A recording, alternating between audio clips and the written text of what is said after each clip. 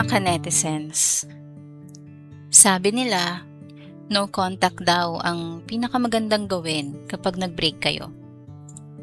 Pero para sa akin, yun ang pinakamalalang advice na natanggap ko sa buong buhay ko. I'm 29 years old, male. Galing ako sa isang 7-year relationship sa girlfriend ko na 27 years old. Dumating kami sa point na ayaw niya na talaga sa akin.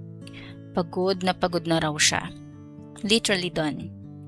Sa sobrang desperado ko nga noon, kahit anong advice na lang sa social media, sa YouTube o sa mga tropa ko, kinapitan ko na.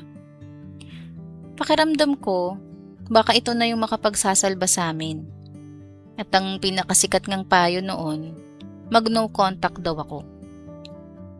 Hayaan ko raw siyang mamiss ako. Hayaan kong makonsensya siya. Sabi nila, immature lang daw siya at babalik din kapag na-realize niya ang halaga ko.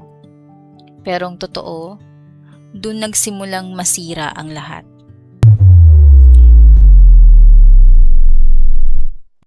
Na-realize ko, mga ka-netizens, dalawang bagay lang naman ang pwedeng mangyari kapag pinilit mo yung no contact na yan. Una, okay lang sa simula.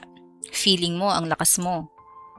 Pero habang tumatagal, nakikita mong wala namang nagbabago. Doon ka na magsisimulang mag-crumble. Bibigay ka at ikaw mismo ang magbe-break ng no contact. Kakainin mo yung pride mo. Magiging needy ka at magsisimula kang magsalita ng kung ano-anong bagay para lang pilitin siyang bumalik. Ang ending, mas lalo mo lang siyang tinutulak palayo. Kasi isipin mo, iniwan mo siya sa ere, nag-no contact ka tapos bigla kang babalik na parang nag-aalala.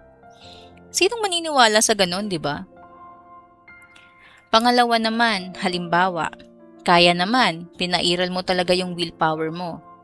Kinimkim mo lahat ng nararamdaman mo kahit stress na stress ka na, para lang mapanindigan mo yung pananahimik mo.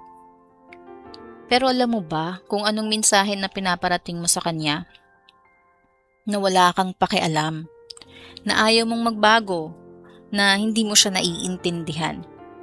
Isipin mo na lang kung gaano yun kasakit para sa kanya. Mga ka-netizens, inubos kami ng no contact na yan.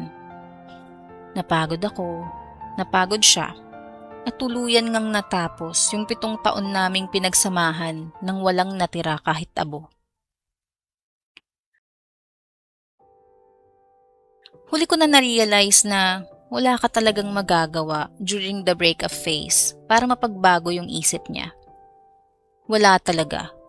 Kasi aminin natin, napakarami nating pagkakamali na unti-unting sumira sa relasyon bago pa man dumating yung talagang hiwalayan. Isa lang talagang pwede nating gawin, mga ka-netizens. Magpakumbaba, tanggapin ang mga mali natin, at simulan ng pagbabago sa sarili. Kailangan mong mag-improve, hindi para maghabol ha, kundi para sa sarili mo. Para sa buhay mo. Isipin mo, ano ba mga nagawa mo na nakasakit talaga sa kanya ng husto? Doon ka magsimula. Kapag totoo ang pagbabago mo, makikita niya yan. Gusto niyang magbago ka, hindi niya lang sinasabi, pero deep inside, yun talagang hinihintay niya. At ang mas mahalaga ay yung mga ginagawa mo kapag walang nakakakita. Yung kahit break na kayo, pinili mo pa ring ayusin ang sarili mo. Alam ko mahirap yun at kailangan talaga ng matinding lakas ng loob. Ganon nga ang ginawa ko, mga ka-netizens. Alam kong wala na akong mababago sa sitwasyon namin noon, kaya nag-focus na lang ako sa sarili ko para baguhin ang buhay ko paglipas ng mga kalahati o 1 taon. Ngayon, 1 taon nang nakalipas, mas confident na ako sa sarili ko. Natutunan ko na kung paano nga ba talaga maging present sa relasyon. Naintindihan ko na sa isang healthy relationship, dapat ay may emotionally safe environment. Hindi lang para sa partner mo, kundi para na rin sa mga kaibigan mo, sa pamilya mo at sa lahat ng mga nakapaligid sa'yo.